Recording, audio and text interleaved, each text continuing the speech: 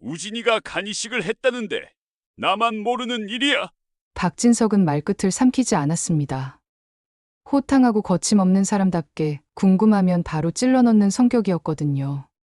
하지만 이번엔 호탕함이 아니라 뭔가 믿고 있던 바닥이 꺼지는 느낌이 더 가까웠습니다.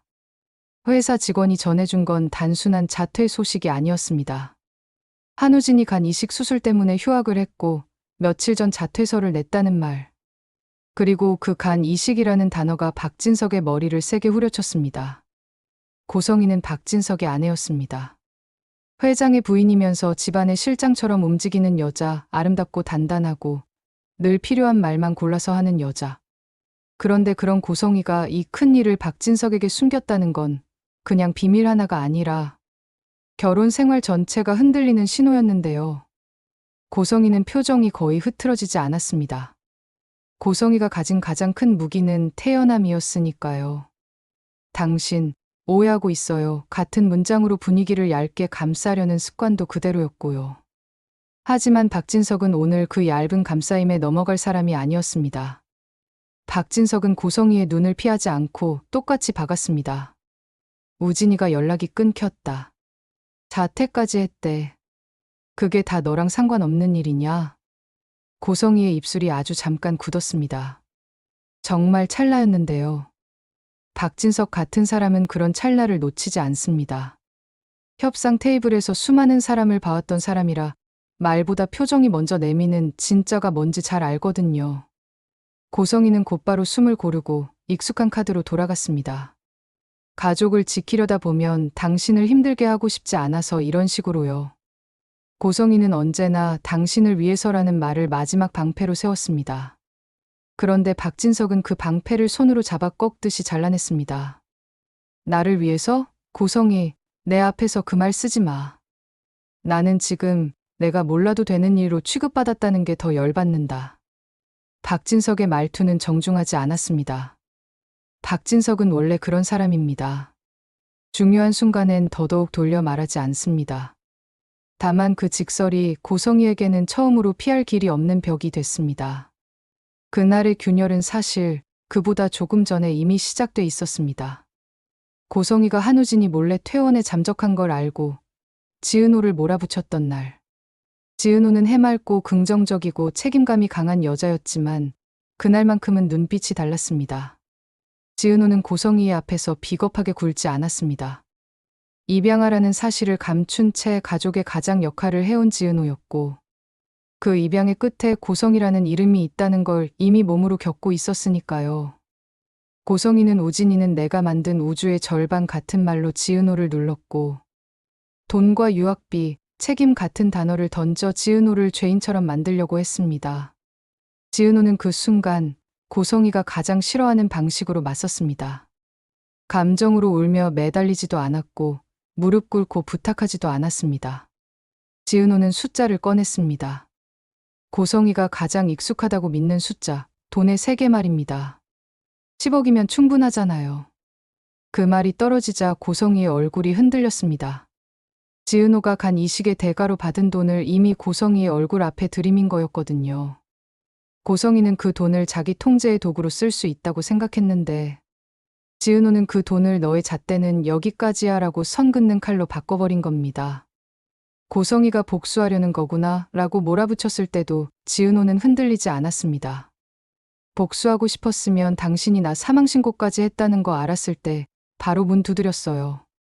그 말이 진짜 무서운 건 지은호가 소리치지 않았다는 점이었는데요. 차분한 목소리로 사실만 말했습니다. 고성희가 가장 싫어하는 건 감정 폭발이 아니라 기록입니다. 사실과 사실이 이어져서 누구도 부정할 수 없는 이야기가 되는 순간이요.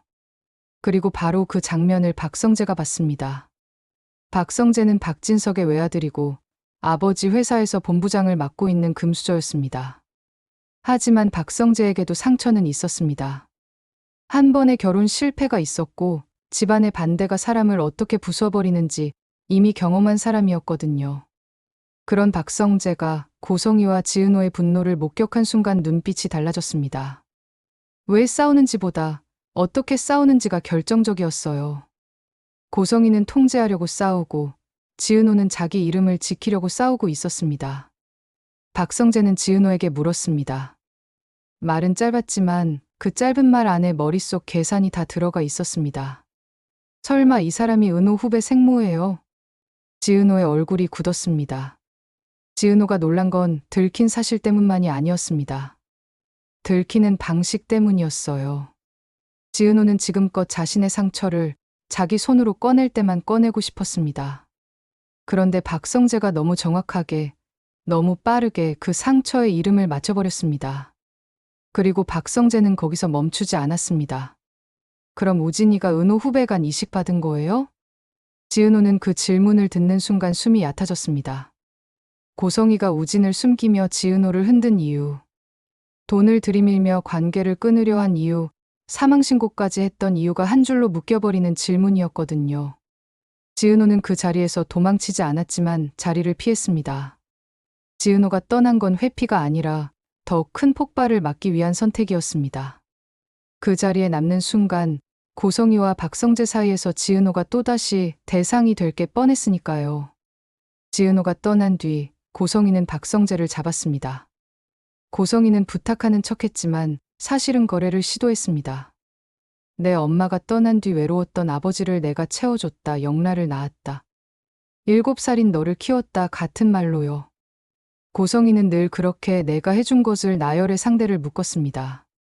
상대가 죄책감을 느끼는 순간 고성이의 통제는 성공하니까요. 그런데 박성재는 그날만큼은 흔들리지 않았습니다. 박성재는 고성이의 말이 공처럼 둥글게 들리지 않았습니다. 다 칼처럼 들렸습니다. 아버지를 위해서가 아니라 고성이 자신을 위해서 숨겨달라는 칼. 그건 허울 뿐이에요. 박성재가 말했습니다. 옳지 않으니까요. 아버지가 당신 같은 사람에게 계속 속게 할 수 없어요. 고성이는 눈물을 꺼냈습니다. 박성재가 알고 있던 고성이의 눈물은 항상 필요한 타이밍에 나오는 눈물이었습니다. 박성재는 그게 진짜 슬픔인지 방어인지 이제 구분할 수 있었습니다. 박성재는 고성이를 향해 마지막으로 못 박았습니다. 아버지가 더 이상 속지 않길 바랄 뿐이에요. 당신의 진짜 얼굴을 보게 하고 싶어요. 그리고 그 말은 결국 박진석에게로 흘러갔습니다. 박성재가 입으로 전했는지 박진석이 발로 밟고 들어가 확인했는지 방식은 중요하지 않았습니다. 박진석은 이미 간 이식이라는 단어 하나로 결론에 가까워지고 있었고 박성재의 반응은 그 결론을 확정해주는 방아쇠가 됐으니까요. 박진석은 그날 밤 서재에서 고성이를 마주 앉혔습니다. 고성이가 가장 안심하는 공간이 서재였습니다. 박진석의 돈과 권력이 상징처럼 쌓여있는 곳이라 고성이가 내가 여기까지 올라왔다고 느끼는 자리였거든요. 그런데 박진석은 그 서재를 오늘만큼은 심판대로 바꿔버렸습니다. 고성이. 박진석이 다시 이름을 불렀습니다. 우진이 간 이식 너 알고 있었지? 고성이는 그걸 왜 지금이라는 표정을 잠깐 지었습니다. 숨기려 했지만 실패했습니다. 박진석은 그 표정 하나로 확인을 끝냈습니다. 그래. 알고 있었네. 박진석이 씁쓸하게 웃었습니다. 나한테는 한마디도 안 했고 고성이는 그제야말로 막으려 했습니다. 당신이 견딜 수 있을까봐 가정이 흔들릴까봐 같은 말들이었는데요. 박진석은 고성이의 말이 끝나기 전에 손을 들었습니다. 그 손짓 하나가 말하지 말라는 신호였어요. 가정? 지금 내가 지키려는 건 가정이 아니야. 내 자리야. 박진석은 이때서야 지은호를 떠올렸습니다. 지은호는 고성이의 약점이 아니라 고성이가 약점으로 만들려던 사람이었습니다. 고성이는 지은호를 사람으로 보지 않았고 사건을 막는 마개로 봤습니다. 박진석은 그걸 알아차리는 순간 화가 났습니다. 사람을, 특히 가족의 울타리 가까이에 있는 사람을 그렇게 다루는 건 박진석의 세계에서도 가장 비열한 짓이었거든요. 박진석은 기업에서 싸울 땐 냉정하지만 집안의 룰은 나름대로 명확한 사람이었습니다. 내 사람은 내 앞에서 속이지 마라. 그게 박진석의 룰이었습니다. 박진석은 고성이에게 마지막 질문을 던졌습니다. 너 지은호한테 사망신고까지 했다며? 그 질문은 그냥 확인이 아니었습니다. 박진석이 고성희에게 사람으로서의 선을 묻는 질문이었습니다. 고성희는 그 선을 넘었다는 걸 알고 있었고, 그래서 이 질문 앞에서 처음으로 목이 잠겼습니다. 고성희는 방어적으로 말했습니다.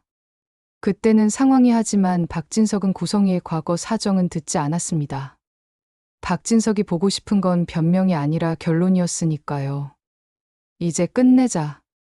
박진석이 말했습니다. 내 집안에서, 내 회사에서 내가 만든 거짓은 여기까지야. 고성희는 그 순간에도 회장 부인의 표정을 유지하려 했습니다.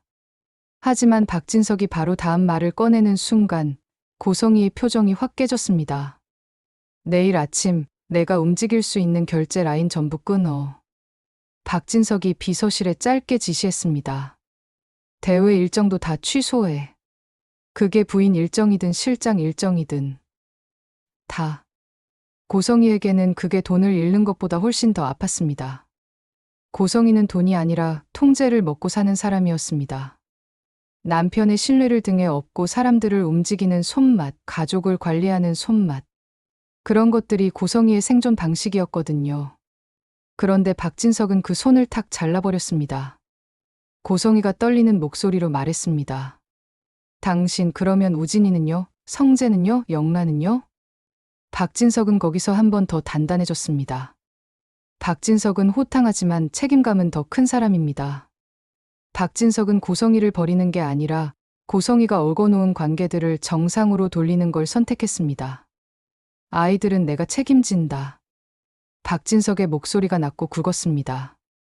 내가 만든 방식 말고 내 방식으로. 그 말은 고성희에게 사형 선고처럼 들렸을 겁니다. 왜냐하면 고성희는 스스로를 아이들의 엄마라고 믿기보다 아이들의 세계를 설계한 사람이라고 믿어왔거든요. 그런데 박진석이 그 설계권을 빼앗아버리는 순간 고성희는 엄마의 자리에서도 부인의 자리에서도 동시에 무너졌습니다. 이런 큰 파국 속에서 지은호는 뜻밖의 방식으로 더 힘들어졌습니다. 박진석이 고성희를 끊어내면 끊어낼수록 사람들은 지은호를 진실을 터뜨린 사람으로 보기 시작할 수 있으니까요. 지은호는 복수를 하고 싶은 마음이 없지 않았습니다. 하지만 지은호는 더 무서운 게 있었습니다. 복수의 끝에서 자신이 그 사람 고성희과 닮아갈까 봐요. 돈으로 사람을 정리하고 관계를 계산하고 상처를 무기로 쓰는 방식에 길들여질까 봐요. 그래서 지은호는 박진석을 직접 만나지 않으려 했습니다. 박진석이 불렀다는 연락이 와도 지은호는 단번에 달려가진 않았습니다. 지은호가 지키고 싶었던 건 사이다보다 자기 얼굴이었거든요. 해맑고 긍정적인 얼굴 뒤에 숨은 단단함, 책임감으로 버티며 살아온 그 얼굴이요. 지은호는 그 얼굴을 잃기 싫었습니다.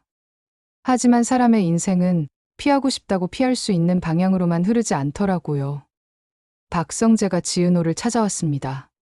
박성재는 지은호를 좋아했지만 집안의 반대를 두려워해 늘 한 발 늦던 남자였습니다. 그런데 그날의 박성재는 한 발이 늦지 않았습니다. 박성재는 솔직했습니다.